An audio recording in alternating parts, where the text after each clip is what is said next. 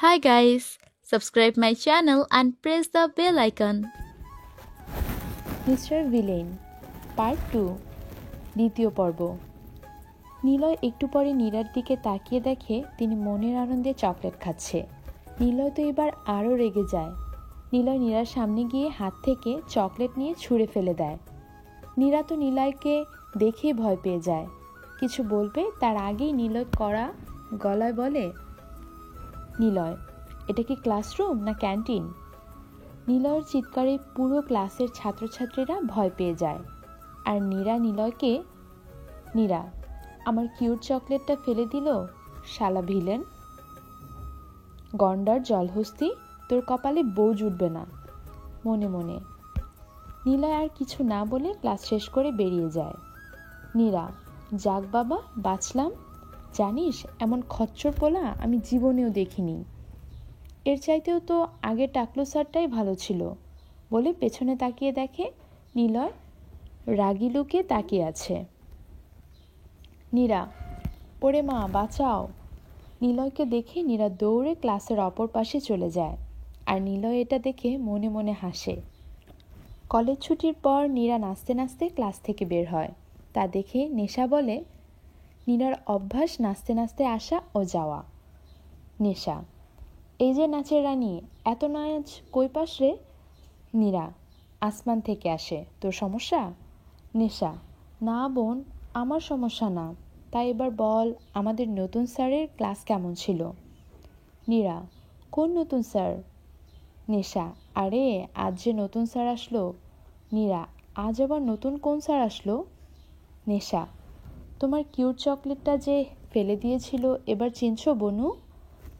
নীরা, ও, ওই শালা গন্ডার জলহস্তি গুন্ডাটা? নেশা, বোন, তোর সাথে কি এমন করলো যে গুন্ডা বলছিস স্যারকে? নীরা, ওই শালা গুন্ডা লুচ্চাটা আমার। না না, বলা যাবে না। যদি শুনে যে আমি বলে দিয়েছি, তখন আমাকে কিমা বানিয়ে খাবে, মনে মনে।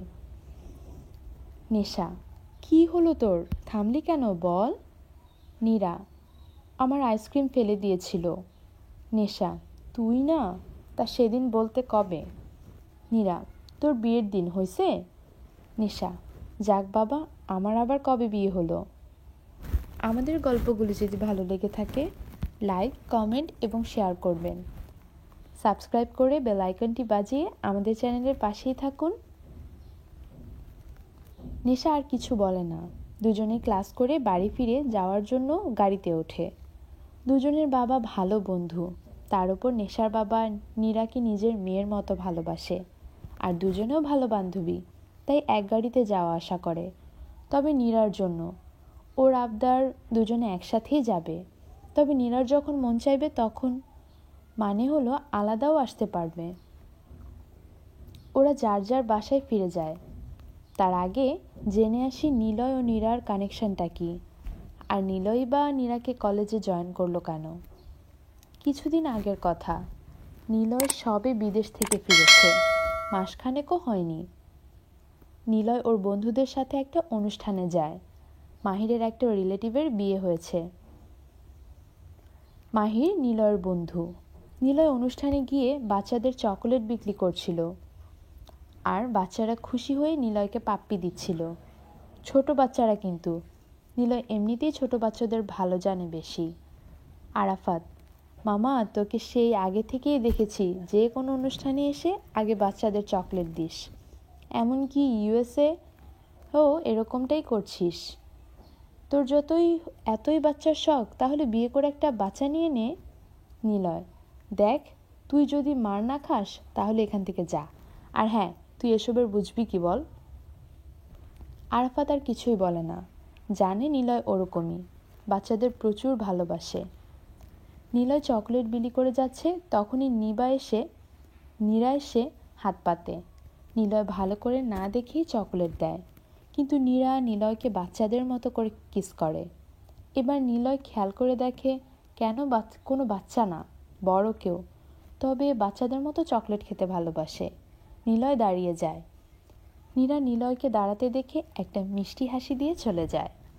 নিলয় তো এখন আর নিজের মধ্যে নেই। নীরার যাওয়ার পানে তাকিয়ে আছে। নিলয় ওভাবে তাকিয়ে দাঁড়িয়ে আছে, তখন মাহির এসে নিলয়কে হালকা করে ধাক্কা দেয়।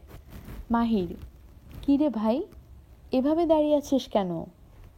নিলয়, না এমনি ইয়ার। মাহির, চল অনুষ্ঠান শুরু হবে যে।